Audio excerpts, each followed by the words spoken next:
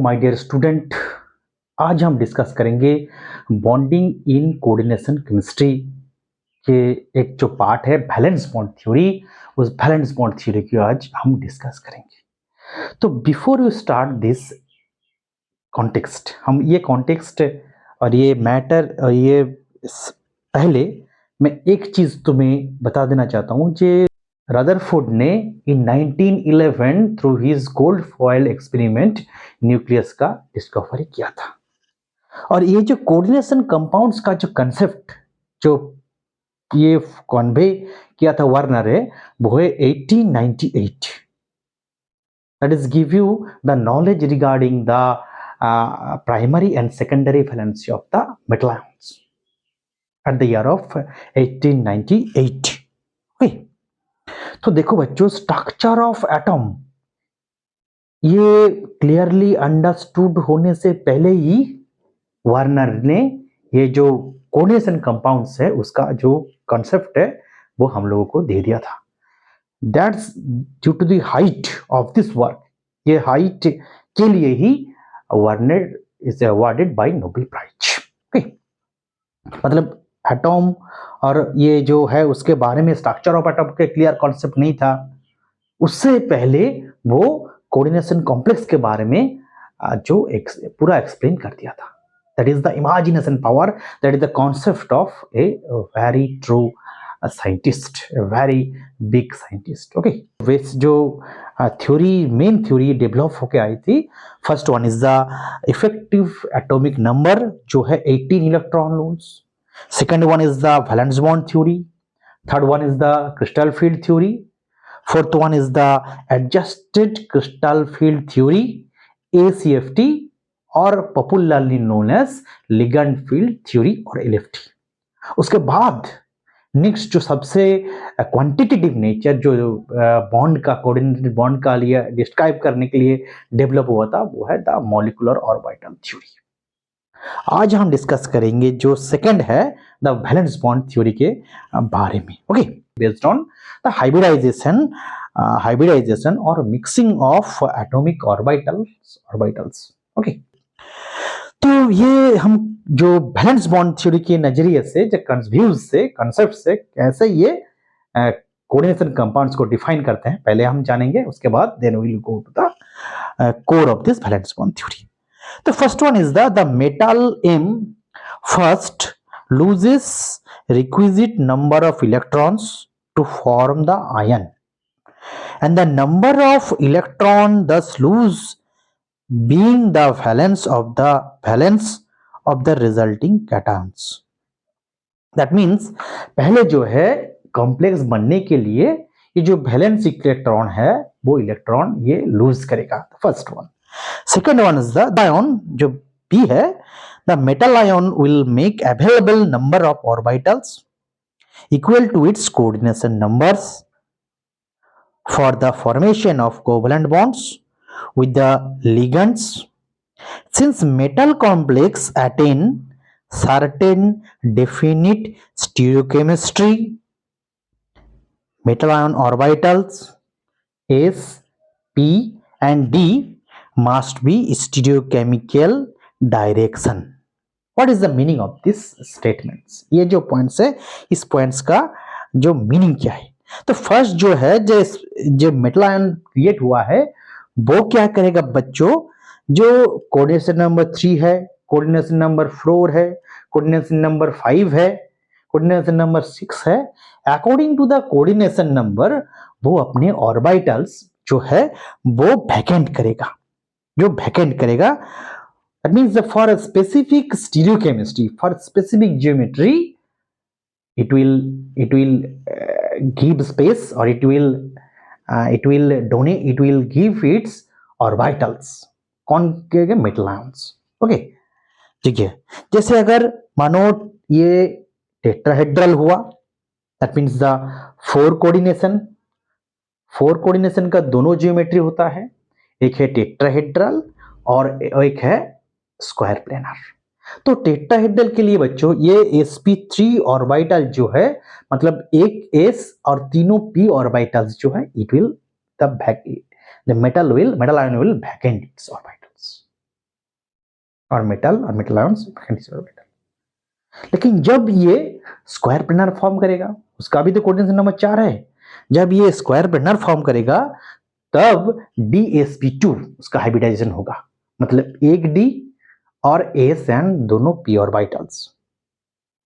तो ये एक D और दोनों एक S और दोनों p ये खाली करेगा, remove its own electrons for हाइब्रिडाइजेशंस।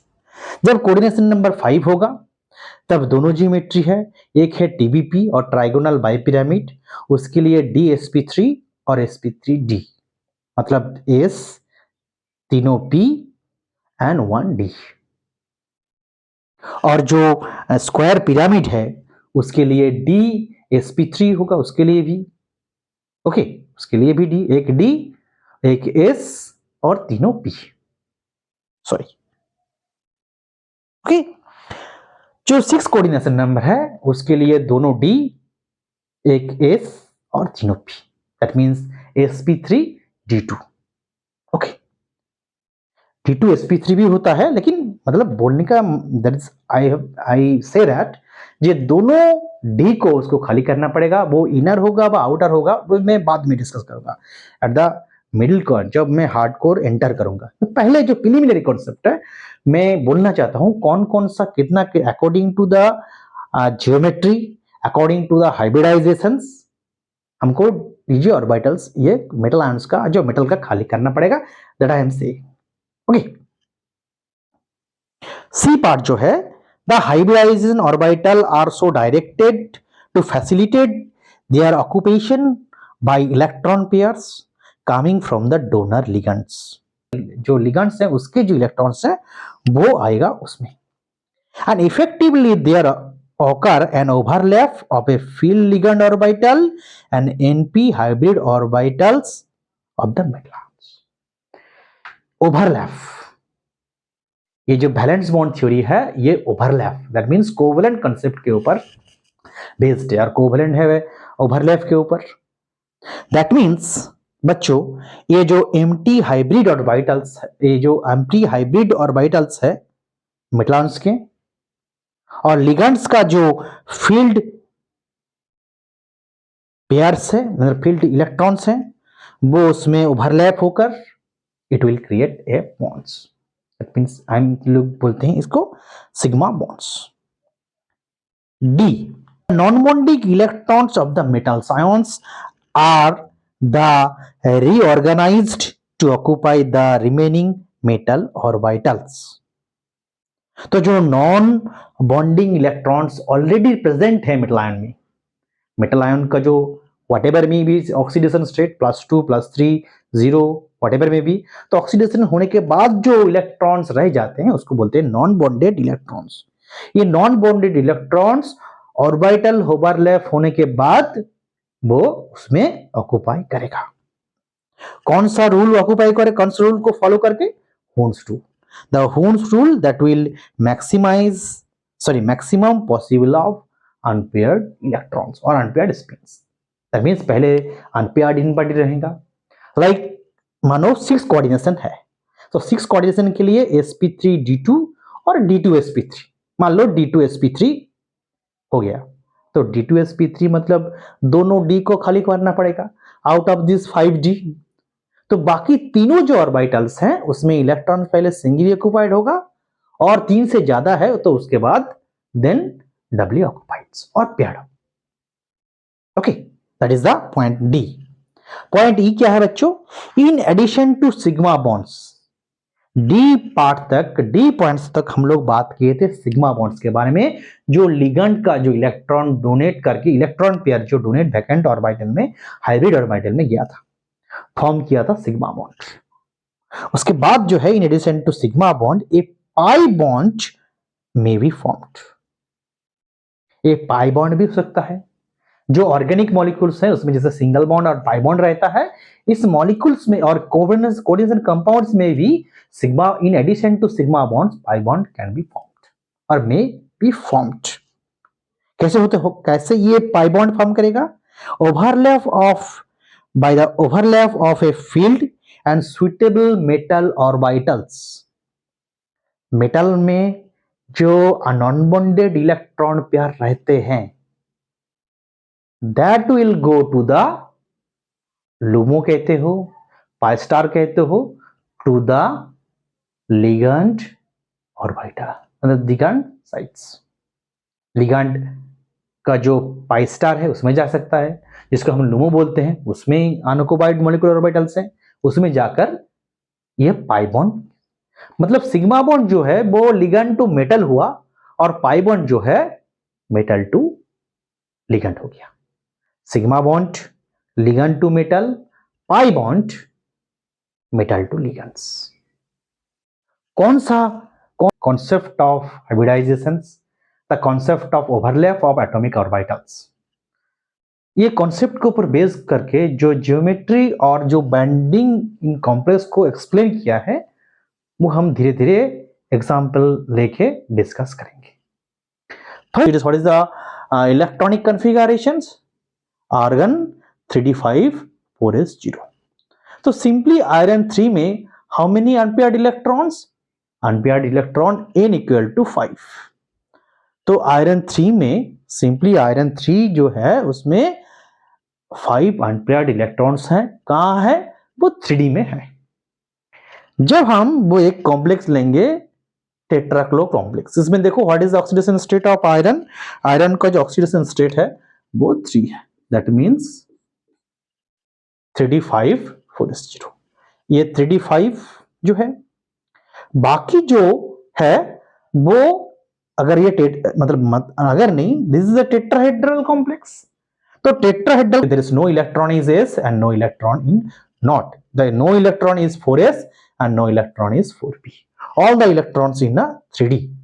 ये 3 का जो ये एरो देकर किया गया बच्चों, और ये क्रॉस मार्क देकर, ये बॉन्डेड, ये नॉन बॉन्डिंग इलेक्ट्रॉन्स है। ये मेटल्स का जो इलेक्ट्रॉन्स है, हम लोग जो पॉइंट बोले थे उसमें पार्ट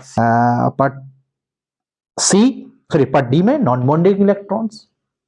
ये जो नॉन बॉन्डिंग इलेक्ट्रॉन्स जो है ये एरो देकर ऐसे करके सिंगल सिंगल बोलते हैं।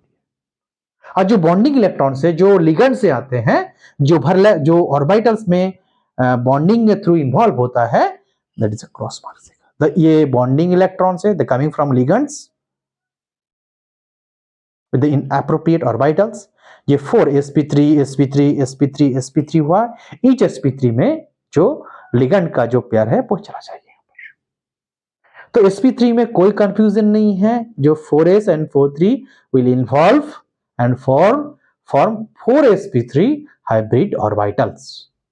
how many number of unpaired electrons? Tetrahedral के केस में n equal to 5, there is 5 unpaired electrons। For Fe(F6) 3 minus और FeH2O whole 6 और हेक्सा एक्वा कॉम्प्लेक्स, तीनों में ऑक्सीडेशन स्टेट जो है 3 है, दैट मींस 3d5।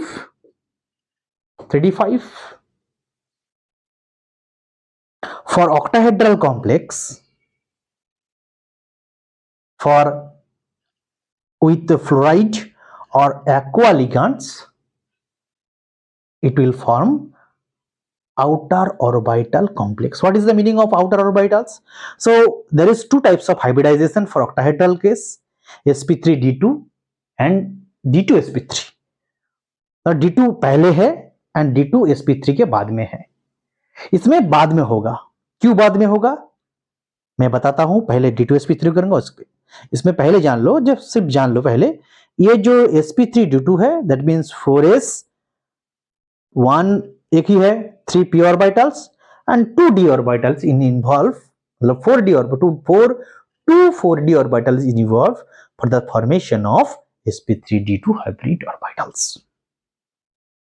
इसमें अनपेयर्ड इलेक्ट्रॉन्स कितने हैं? जो नॉन बॉन्डिंग इलेक्ट्रॉन्स है, मेटल का इलेक्ट्रॉन्स है, वो n equal to 5।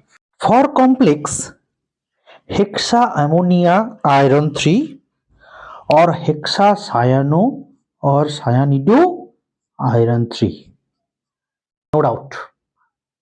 What is the hybridization? In this case d2sp3 दोनों d orbitals जो 3d से आएगा, इसलिए d2 पहले, उसके बाद 4s से s और तीनों p, इसलिए sd2sp3।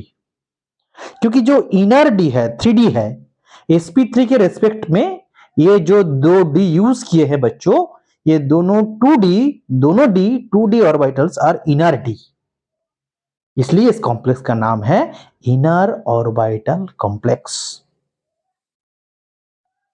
बाकी जो नॉन बॉन्डेड इलेक्ट्रॉन्स है, metal electrons, n equal to 5, they will arrange according to the Pond's rules। तो पहले सिंगल ऑक्युपाइड होगा, उसके बाद double occupieds, then n equal to how many number of unpaired electrons, n equal to 1। उसके बाद एक question arise होता है बच्चों, the very very important, and इस क्वेश्चन को कैसे वैलेंस बॉन्ड थ्योरी एक्सप्लेन करता है, to know the stereochemistry and the nature of bonding. Just for hexafluorido or aqua complex, it is unable to participate in RD। unable कह रहा हूं कि ये जो दोनों केस में इनर डी को यूटिलाइज नहीं कर पाए। क्यों नहीं कर पाए बच्चों? क्योंकि इसको इनर डी को करने के लिए ये फोर्स करना पड़ेगा इसको पेयर अप होकर, और electron pair is not a feasible process. तो पेयरिंग जो है ये नॉट फेवरेबल है, और इसमें पेयरिंग जो है इसमें फेवरेबल हुआ है, मतलब ये एबल है और ये अनेबल है। सर क्यों अनेबल है? इसको बोलने के लिए पहले जानना पड़ेगा जो वैलेंस बॉन्ड थ्योरी जो है वो क्रिस्टल फील्ड थ्योरी का से पहले का जो कंसेप्ट है। तो हम जो पहले वैलेंस बॉन्ड थ्योरी का जो है वो बेसिक फंडामेंटल कॉन्सेप्ट जो है ओवरलैप है, और ओवरलैप का जो कंसेप्ट है that is the nature of bonding. Nature of bonding का जो है इसमें ओवरलैप मतलब सिग्मा बॉन्ड्स। सो जितना होगा स्ट्रॉन्ग बॉन्ड होगा तो high amount of energy will be released, high amount of energy will be released. ये अगर लो ओवरलैप होगा तो स्ट्रॉन्ग बॉन्ड नहीं होगा, वीक बॉन्ड होगा, तो लो amount of energy will be released. ये जो फ्लोराइड है बच्चों, एक्वा है, ये जो डोनर है that is electronegative donor centres. तो इलेक्ट्रोनेगेटिव डोनर सेंटर जब होगा that will not form A high degree of overlap. तो हाई डिग्री ऑफ ओवरलैप नहीं होगा तो वीक बॉन्ड फॉर्म करेगा, तो इसमें वीक बॉन्ड होगा, तो वीक बॉन्ड अगर होगा इसमें लो amount of energy will emit or released. So this amount of energy is not sufficient to pair up these electrons. That is the basic concept of valence bond theory. That means what is the take home message from here? Take home message ये है बच्चों, जो अगर strong bond form करेगा, sorry अगर weak bond form करेगा यहां पर, तो वीक बॉन्ड के वीक ओवरलैप होगा for electronegative elements donor atoms, weak bond form करेगा, और वीक बॉन्ड जब फॉर्म करेगा its low amount of energy will be released. That low amount energy is not sufficient to pair up this electrons. अगर pair up नहीं होगा तो it can not utilize the inner D orbitals, तब उसको outer D को, outer दोनों D participate करना पड़ेगा for the formation of octahedral geometry. That's why it is form outer orbital complex. और इसमें क्या है बच्चों, for ammonia, for cyanide, cyanide की बहुत स्ट्रॉन्ग ओवरलैप होगा, कार्बन है तो more and more overlap, more high degree of overlap, higher stronger is the bond, very strong bond, and a high amount of energy released, that amount of energy is utilized for the pair of these electrons. अगर ये pair up हो जाएगा, ये तो vacant हो जाएगा, this two vacant orbitals is utilised for the octahedral geometry and form d2sp3 hybrid orbital.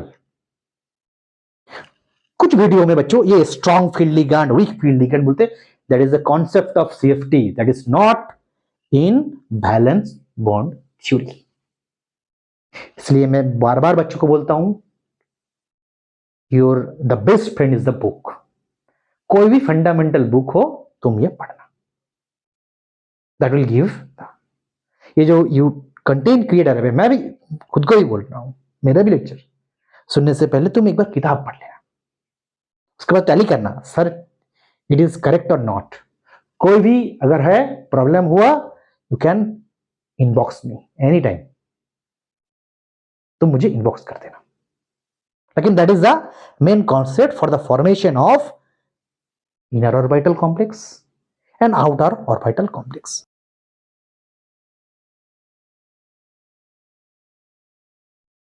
For coordination number 4, there is two types of geometry. First one is the tetrahedral. Hybridization is sp3.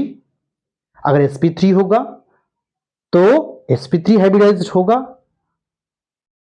तो होगा tetrahedral, और dsp2 होगा उसमें होगा square.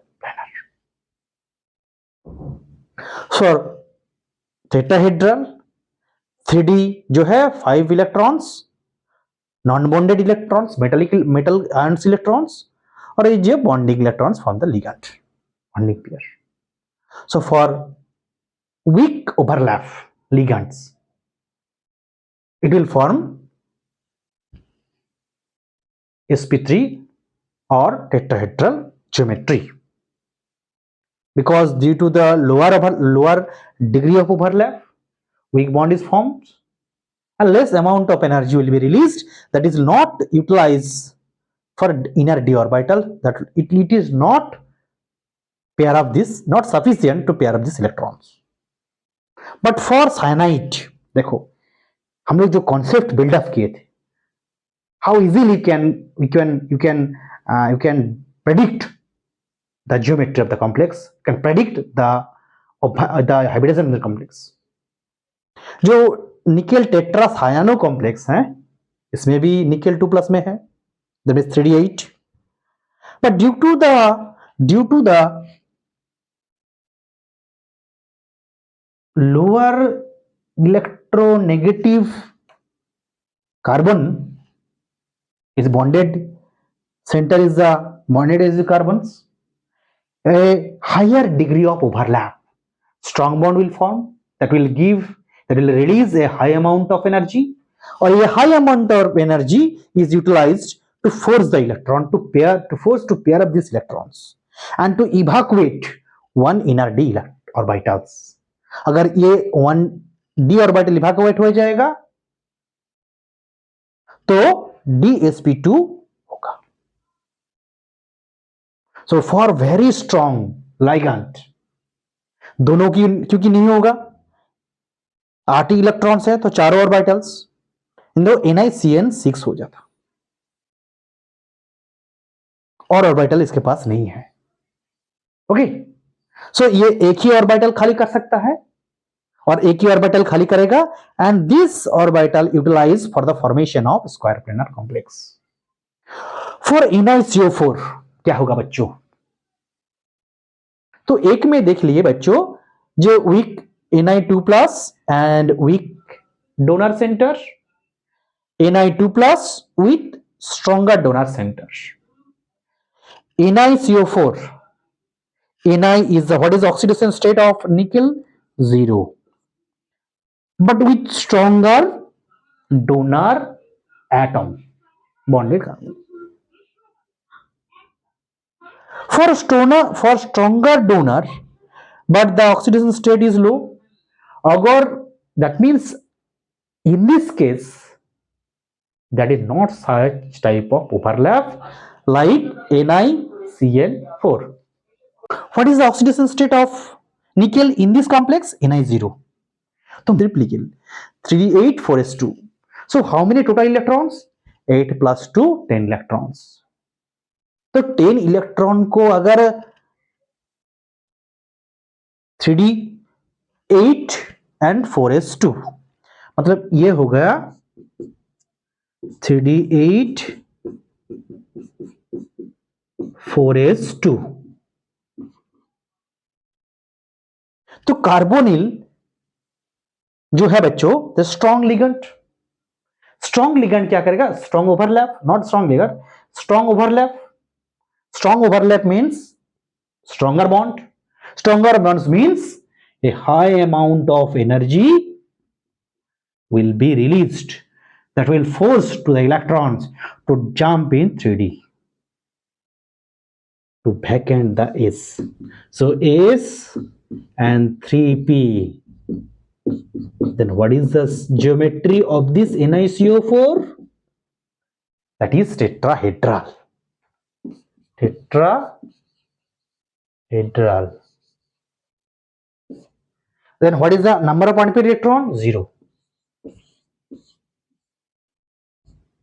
JEE advance में, NEET में, mains में, JEE का बहुत पढ़ा है, WBJE में, ग्रेजुएट लेवल एग्जाम्स जो है, jam, CUET, even net level में जो सेट है वो उसमें इन तीनों के ऊपर क्वेश्चंस बहुत आते हैं. हाइब्रिडाइजेशन के ऊपर, और आता है इट इज पैरामैग्नेटिक और डायमैग्नेटिक, और आता है how many number of unpaired electrons. तो ये NiCN4 2 माइनस और NiCO4 जो है ये both are diamagnetic in nature, और जो NiCl4 2 माइनस है that is paramagnetic in nature. तो ये हो गया ऊपर का जो हो गया पैरामैग्नेटिक, और इन दोनों जो है ये हो गया diamagnetic in nature. Hexa aqua complex और hexa ammonia complex.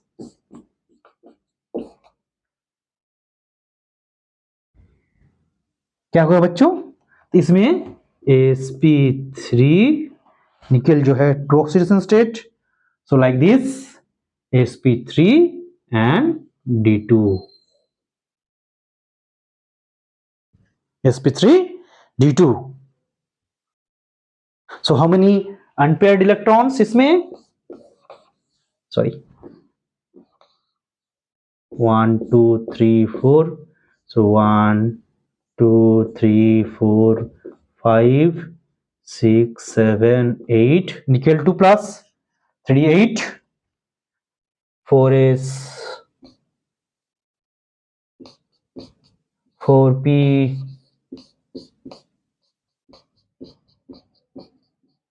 and outer 2d.